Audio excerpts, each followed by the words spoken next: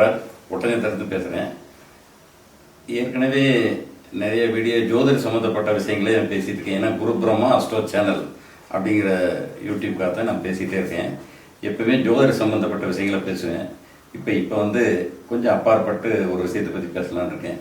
எப்போ ஒட்டஞ்சத்திரன்னு சொல்லணும், இந்த இடம் வந்து பழனி திண்டுக்கலுக்கு சென்ட்ரலில் இருக்குது.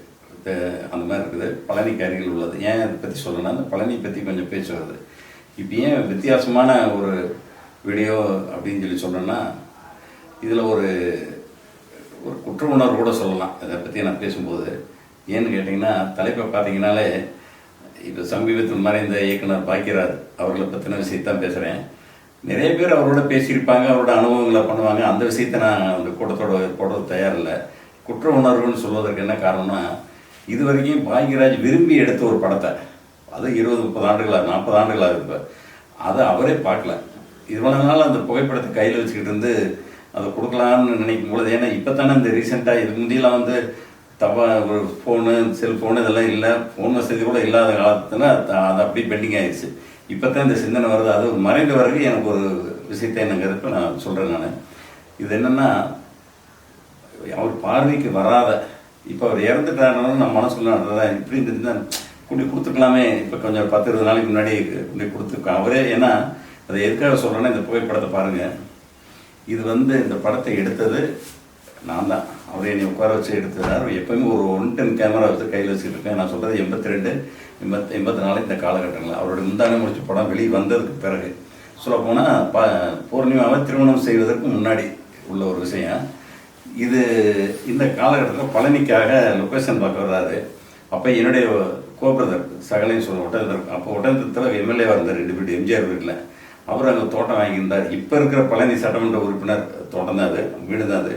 அப்போ அந்த வந்து லொக்கேஷனுக்காக அங்கே போகலான்னு சொல்லி பேசினான். இதுக்கிடையில் அவர் பழனி வரும்போதுனா நான் சந்திக்கக்கூடிய ஒரு வாய்ப்பு இருக்குது. அப்புறம் சொல்கிறேன், எனக்கு அந்த அவருக்கு என்னங்கிறது ஒரு பக்கம் இருக்கட்டேன் வாய்ப்பு இருந்துச்சு. அப்பொழுது வந்து இந்த புகைப்படத்தை பார்த்தீங்கன்னா, முதல்ல ஒரு இடத்துல சந்திக்கிறான். அப்புறம் ஒரு சண்முகானந்த பவன் சொல்லி வள்ளுவர் தேட்டருக்கு எடுத்து அப்படி ஒரு லாட்ஜ் இருக்குது, அங்கே போய் சந்தித்தான். அதில் எடுத்த புகைப்படம் தான். இதில் இருக்கிற புகைப்படத்தை பார்த்தீங்கன்னா, கூட நிற்கிறது சேப் சட்டை போட்டுக்கிறது இப்பொழுது பழனி சட்டமன்ற உறுப்பினர் ரவி மனோகரன், அவனுடைய சகல மகன், ஒய்ஃபோட அக்கா மகன். அவன் அன்னைக்கு வந்து அப்போ கல்லூரி அப்போ தான் சேர்ந்துருக்கான். அவனோட ஃப்ரெண்ட்ஸோடு வந்திருந்தா. அப்படி அந்த நேரத்தில் எடுத்துகிட்டு எதில் வந்தீங்கன்னு கேட்குறாரு. இந்த மாதிரி இன்னொரு ஃப்ரெண்டு கார் இருக்குது, அந்த பையன் கார் இருக்குது, சரி போகலான்னு சொல்லி அதில் போனான். உடனே வாங்க ஒரு இடத்துக்கு போகலான்னு சொல்லி பழனியில் பஸ் ஸ்டாண்டுக்கு, பேருந்து நிலையம் சொல்கிற பஸ் ஸ்டாண்டுக்கு மலைக்கு நடுவில் இருக்கிற இடத்துல ஒரு பாதை போகும். அது போய் 2ஆக பிரியும் ஒரு இடம். நேரடியாக கோயிலுக்கு இந்த பக்கம் போகிற மாதிரி அதை ஒட்டி ஒரு வி மாதிரி இருக்காது.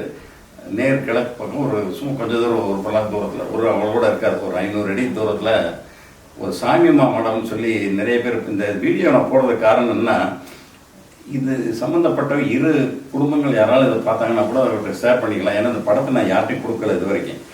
அந்த சாமியம்மா மடம்ங்கிற இடத்துக்கு பாக்கியராஜ் வேண்டியவங்க ஏதோ பழனிக்காக லொக்கேஷன் பார்க்க வந்தார். போகும்போது எல்லாம் வாங்க போகலான்னு சொல்லி அந்த வீட்டுக்கு கூட்டி போகிறாரு. அப்போ நான் எல்லாம் உள்ளே போகிறோம். உள்ளே போனதே ஏதோ சும்மா காப்பி இதெல்லாம் கொடுக்குறாங்க. அப்போ வந்து நான் தான் அந்த கையில் கேமரா வச்சுருந்தேன். வந்ததுக்கு இவரோட போனதுக்கு தம்பி சொன்னானே, தம்பின்னா என்னுடைய கோபுரது மகன் ரவி மனோகரன், இப்பொழுது பழனி சட்டமன்ற உறுப்பினர் வந்து உட்காந்துருக்காங்க. உடனே ஃபோட்டோ எடுக்கிறாங்க. அந்த ஃபோட்டோக்கு தான் இங்கே இப்போ வரிசையாக வருது. அதில் அந்த சாமியம்மா அந்த அம்மா வந்து ஒரு வெள்ளச்சலை கட்டிட்டு கூட லேடிஸ், குடும்பத்தினோட லேடிஸ்லாம் உட்காந்துருக்காங்க. சைடில் இருக்கிற பையனுங்களாம் இவனோட தம்பியோட ஃப்ரெண்ட்ஸு. அந்த படத்தை எடுக்க விரும்பினாவே இதை எடுத்துகிட்டு நான் தான் எடுத்துகிட்டு அனுப்புங்கன்னு சொல்கிறாரு. அப்புறம் பார்க்கலாம் அப்படின்னு சொல்லிட்டு போயிட்டான். இந்த படத்தை எடுத்தது நானும் கூடவே இருக்கேன். அந்த இதெல்லாம் பாருங்கள். இதில் அந்த ஒரு சட்டை போட்டு இந்த படத்தை எடுத்து இன்றைக்கி வரைக்கும் அவர் கண்ணில் காமிக்கல. எடுத்தது 40 வருஷம் ஆச்சு. அப்போ என்னென்னா, சந்திக்கிறதில்ல போகிறதில்ல. நாங்கள் ஒரு துறையில் போயிட்டோம், அவர் இதில் போனாருங்கிறது. திரைப்படத்தில் கொஞ்சம் ஆர்வம் இருக்குது. பின்னாடி வர சில போட்டாக்களை காமிக்கிறேன். ஆர்வங்கிறத விட ஒரு பழகிறதுக்கு. ஏன்னா இன்றைக்கி அவர் இறந்ததுக்கு பிறகு பல அவருடைய நன்மை செஞ்சது போனது பல பேர் எழுதுகிறாங்க. இதில் அவர் பார்வைக்கே வர, அதனால தான் தலைப்பை போட்டேன். அவர் பார்வைக்கு வராத அவர் விரும்பிய புகைப்படம் இது இருக்குது. இதனுடைய நோக்கம் இந்த வீடியோ போடணும்னு என்ன நினச்சேன்னா, சும்மா நானே பார்த்து என்னுடைய ஃப்ரெண்ட்ஸுக்கு பார்க்குறத விட அந்த பாக்கியராஜ் குடும்பத்துக்கு இப்போ தெரியாது. ஏன்னா ஒரு திருமணத்துக்கு முன்னாடி எடுத்தது.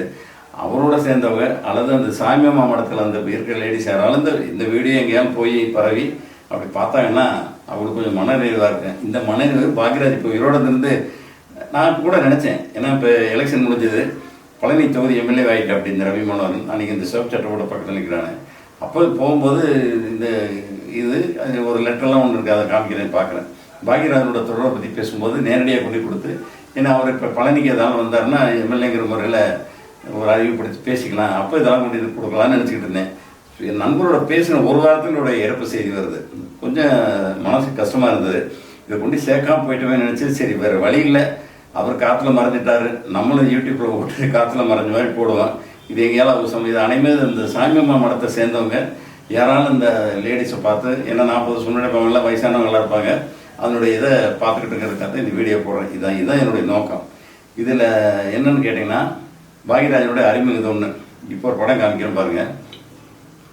இது எம்ஜிஆர் அவர் கலை உலக வாரிசுன்னு அனௌன்ஸ் பண்ணார். ஜேபிஆர் மகளுடைய கல்யாணம் அன்னைக்கு காலையில், சாயங்காலம் கலைவாணர் அரங்கத்தில் ரிசப்ஷன் நடக்குது. கலைவாணர் அரங்கத்துக்கு பின்னாடி தான் சட்டமன்ற உறுப்பினர்கள், நான் சிலைக்கு பக்கத்தில் உறுப்பினர் இருக்கேன். நான் என்னோடய சகல ரூம் இருக்கிறனால அங்கேருந்து வரேன். கலைவாணர் அரங்கம் இப்போ இல்லாது, பின்பக்கம் போகும்போது அப்புறம் எல்லாம் பாக்யராஜெல்லாம் வர அப்படி அந்த ரிசப்ஷனுக்கு வாங்கன்னு சொல்லி நான் வரேன்னு சொல்லியதுனால சேர்ந்து உள்ளே போனோம். அந்த படங்கள் தான் இது. அந்த மார்க் பண்ணிக்கிறது, அவர் முன்னுக்கு நிற்கிறாரு, நான் அந்த பக்கம் நிற்கிறேன். அது சங்கர் கணேஷ் மியூசிக் பார்ட்டி நடக்குது. அதில் 2-3 பாட்டுக்கு அவர் கூடவே நிற்கிறாரு. அப்புறம் திருப்பி வெளியே வர்றான். ஏன்னா எம்ஜிஆர் காலையில் அனௌன்ஸ் பண்ணதுனால அவருக்கு பெரிய ப்ரொடெக்ஷனாக ஆளுகள் எல்லாமே இருந்தாங்க. அவரோடய நான் கூட இருந்தேன். அதுக்கு பிறகு எப்போ பழனி வந்தாலும் பார்க்கலாம் பேசலாங்கிற அளவுக்கு ஒரு ஃப்ரெண்ட்ஷிப் இருந்துச்சு. அப்புறம் கால சூழல் எல்லாமே போயிடுச்சு. நம்ம ஒரு துறையில் வந்துட்டதில்ல. இருந்தாலும் திரைப்பட சம்மந்தப்பட்ட சில விஷயங்கள் வந்து நமக்கு தொடர்பு இருக்குங்கிறதுக்காக இப்போ அதை விட்டு வந்துட்டேன். இப்போ நான் வந்து பல தொழில்கள் வந்து இப்போ கடைசியில் முனைவர் இதில் ஜோதிடத்துறைக்கு போய் இந்த மாதிரி வந்துட்டேன். இருந்தாலும் நமக்கு அது அறிமுகம் வந்து இந்த நண்பர்கள் வேறு போட்டால் கூட காமிச்சிக்கலாம் நான் எல்லாத்துக்கிட்ட. இது இந்த யூடியூப்பில் போகிறது காரணம் இது ஒன்று. சரி, இதுதான் இது. ஏன்னா அவரை சந்தித்து கொடுக்க முடியலையே அப்படிங்கிற ஒரு குற்ற உணர்வு இருக்குது. சரி, இப்படி போட்டுக்கிட்டாவது நம்ம ஓரளவுக்கு ஒரு ஆத்ம திருப்தி அடைஞ்சிக்கலாம் அப்படிங்கிற மாதிரி நினச்சிக்கிட்டு இந்த வீடியோ போடுறேன். அடுத்து வந்து என்னென்னு பார்த்தீங்கன்னா, இன்னொரு படம். ஏன்னா இதுதான் இந்த மெயின். அடுத்து எனக்கு சினிமா சம்மந்தப்பட்ட ஆட்கள் வந்து சம்பவங்கள் நடக்கிறது, கலை உலக வாரிசுன்னு அனௌன்ஸ் பண்ண அன்னைக்கு சந்திக்கிறேன். அதேமாதிரி ராமராஜரோட படம் இருக்குது. நான் ராமராஜன் அந்த காலத்தில் தான் ஒட்டஞ்சத்தில் கரகாட்டக்காரன் படம். அப்போ தியேட்டர் நண்பர் எனக்கு ரொம்ப வேண்டியவர். அவர் சார்பாக ராமராஜன் மதுரையிலேருந்து கூப்பிட்டு வரதுக்காக நான் போகிறேன். அங்கே எடுத்த படம் தான் இது. அந்த சரி, படம் எடுக்கிறதுங்கிறது வேறு. எல்லா நடிகர்களோட நிறைய பேர் ஃபோட்டோ எடுக்கிறாங்க, வச்சுக்கிறாங்க. அன்னைக்கு ஒட்டஞ்சர் வந்தவர் தான் இவருடைய கேரியர் கங்கையமரை, இப்போ சந்தான பாரதி எல்லாம் காரில் வந்து ஸ்டேஜில் ஏறும்போது ஸ்டேஜு கீழே விழுந்து ஒரு வயசானம்மா இறந்து போச்சு. இது ஒரு பெரிய பஞ்சாயத்து ஆயிடுச்சு எங்களுக்கு அன்னைக்கு. இதெல்லாம் வந்து அந்த கரகாட்டக்காரன் வெற்றி விழா தியேட்டருக்கு வரும்போது ஸ்டேஜ் வந்து இன்றைக்கி வரைக்கும் மக்களுக்கு எல்லாம் ஞாபகம் இருக்குது. ராமராஜன் வந்ததோட அந்த ஸ்டேஜ் விழுந்தது, அந்த அம்மா இறந்தது, அதுக்கு பிறகு அதனுடைய பஞ்சாயத்து நடந்தது, போனது வந்தது, எல்லாத்துலேயும் அந்த நிமிஷத்தில் டிஸ்பியூட் பண்ண வேண்டியது. ஏன்னா ஃபங்க்ஷன் ஸ்டேஜில் நான் இருக்கேன் ரெடி, அதனுடைய வீடியோ எங்களுக்கு கிடச்சிருக்கு. வீடியோ இருக்குது, ஸ்வைக்குன்னு சாயிற வரைக்கும் அந்த வீடியோ இருந்தது. ஏன்னா நான் தான் காரில் கூப்பிட்டு வரேன், இதெல்லாம் நடந்தது. சரி, இது அவருடைய அனுபவங்கள். அவரை சந்திச்ச அன்னைக்கு தான் அந்த இப்போ ராமராஜுக்கு ஞாபகம் வரும். ஏன்னா இது நாங்கள் பேசிட்டு போல இந்த அன்னைக்கு தான் இந்த சம்பவம் நடந்து ஃபோட்டோ எடுத்தது. இன்னொன்று வந்து நடிகர் அர்ஜுனோட எடுத்திருக்கேன். இது உடனத்துக்கு எங்கள் அண்ணன் மட்டும்னு ஒரு படம் எடுத்து வந்திருந்தார். இதெல்லாம் 40 ஆண்டுகளுக்கு முன்னாடி. அப்போ எந்த படம் வந்தாலும் நமக்கு சும்மா ஒரு போய் கூட இருப்பான். அந்த அர்ஜுன் படத்தை பாருங்கள். இந்த கூட ஒருத்தர் இருக்கார், பில்லா கிருஷ்ணமூர்த்தின்னு ஒரு டைரக்டர். இந்த ஃபோட்டோவை எடுத்தது அவரோட அசிஸ்டண்ட்டு. இப்போ என்னுடைய இந்த வீடியோ யூடியூப் வந்து ஆரம்பத்துலேருந்து பார்த்தீங்கன்னா ரவி செல்வா, ரவிதா, அப்படி நாங்கள் ரவின்னு கூப்பிட்றதுனால முழு பேர் ரவிதாசன், ரவி செல்வா அப்படிலாம் போட்டு இப்போ இந்த படமும் அவர் தான். ஏன்னா அவருடைய அசிஸ்டண்ட் அவர் சென்னையில் இருக்கார். அவர் ஏன்னா அந்த ஒவ்வொருக்கும் ஒரு கிளை ஒன்று வர மாதிரி இருக்குது. அவர் யாருன்னா இப்போ எனக்கு கேமரான்னு இல்லை, அவர் அப்படி தான் ஒரு 20 வருஷம் முன்னாடி என்னை தாளாட்ட வருவாளன்னு ஒரு சினிமா ஒரு டைரக்டர் பிஎம்ஓ வெடிமுத்துன்னு ஒருத்தர் எல்லாம் கேள்விப்பட்டிருப்பீங்க. இப்போ இருக்காரு, அவர் நண்பர் எங்களுக்கு. எப்போ ஒட்டாந்தரம் வந்தாலும் சாப்பிட கம்பெனி எல்லாமே நாங்கள் தான் அதில். இப்போ ரவி வந்தாலும் அதே தான். அப்புறம் இப்போ ரவிக்கு வந்து இங்கே ஒரு இந்த கேமரா எடுக்கிறார் பிரசன்னா, இவர் செல்வம், இந்த மாதிரி ஆளுகள்லாம் ஒரு நட்பு. நான் சந்திக்கிறதுக்காக இடையில வர்றாரு, சாப்பிடுவேன், அப்படி போவோம். இந்த மாதிரி அவருடைய சூழ்நிலை இருக்குது. இந்த கேமரா முதல்ல பார்த்தீங்கன்னா என்னுடைய பழைய வீடியோ பார்த்தீங்கன்னா ரவி செல்வா அப்படின்லாம் வந்திருக்கேன். அவர் வந்து அந்த படத்தை எடுத்து அசிஸ்டன்ட் டைரக்டராக இருந்து என்னை தாளாட்ட வருவாளன்னு நான் ரஜித்துக்கு முதல் படம் நினைக்கிறேன். அமராவதி முதல்ல வந்து இது முதல்ல ஷூட்டிங் எடுத்து அமராவதி 2வது ஆக்கடி அதில் கொஞ்சம் அதனுடைய கதையில் வேறு. ஆனால் அந்த படத்தில் போய் எடுத்து பண்ணார். அதில் அந்த டைரக்ட் பண்ணது. அப்புறம் இப்போ ரீசெண்டாக கொரோனா கொஞ்சம் முன்னாடி இந்த ஒட்டந்தரி ஏரியாவில் ஆராய்ச்சின்னு ஒரு படம் எடுத்தார். அதே வெடிமுத்து இவர் தான் டைரக்ஷன் பண்ணார். அந்த படம் எடுத்தவருக்கு சந்தோஷம். பில்லா கிருஷ்ணன் அது என்னென்னா இவர் அறிமுகம் முன்னாடி எனக்கு பில்லா கிருஷ்ணமூர்த்தி அர்ஜுனோட இருந்திருக்கேன். இது இந்த படம். இப்போ அர்ஜுனோட உள்ள ஒரு நிகழ்ச்சி, ராமராஜனோட உள்ள ஒரு நிகழ்ச்சி. இதுகெல்லாம் வந்து திரைப்படத்துக்கு நம்ம விரும்பாமலோ ஒரு தொடர்பு இருக்குது. இது ஏன் ஜாதகத்துக்கு கொண்டு வரேன்னா, எப்படி திரு பாக்கியராஜ் அவர்களுடைய வாழ்க்கையில் மறக்க முடியாத அந்த கலைவாரிசு நிகழ்ச்சி எம்ஜிஆர் அனௌன்ஸ் பண்ணும் பொழுது அன்றைக்கி எடுத்த புகைப்படம். அதே மாதிரி நடிகர் ராமராஜன் வந்து அவர் வாழ்க்கையில் மறக்க முடியாத நாள் அந்த தியேட்டரு அந்த ஒரு கரகாட்ட விழாவில் நடந்த அசம்பாவிதம். அதே போல் திரு சத்யராஜ் அவர்களுக்கு ஒரு 10 ஆண்டுகளுக்கு முன்னாடி வேல்ஸ் யூனிவர்சிட்டியில் டாக்டர் பட்டம் கொடுத்தாங்க. அவருடைய வாழ்க்கையில் அது அவர் வாழ்க்கையில் முக்கியமான நாள். அன்றைக்கி அதே நாளில் நான் ஒரு சிறப்பு அழைப்பாளராக என்னை அங்கே அழைச்சிருந்தாங்க. அங்கே எடுத்த புகைப்படம் தான் இது. அதனால் இதையும் அதோடு சேர்த்து சொல்ல விரும்புகிறேன். இதுக்கெல்லாம் தொடர்பு சுக்கரன், ராமசுக்கரன். நான் ஏற்கனவே சொல்லியிருக்கேன், யாருக்கெல்லாம் சேர்ந்துருக்குதோ அதிகமாக என்னுடைய லைஃப்பில் தியேட்டர்லேயே உட்காந்துருக்கேன். விரும்பாலும் இன்றைக்கு வரைக்கும் ஒரு ஷூட்டிங் யாராலும் இந்த ஏரியாவில் எடுக்க வந்தாங்கன்னா வாங்க படத்தை பூஜிக்காத வாங்கன்னு சொல்கிற மாதிரி தான் இப்போ வரைக்கும் இருக்குது. நம்ம இதில் சும்மா 2 ஒரு படங்கள் போடுறேன், அது பெரியதில்லை.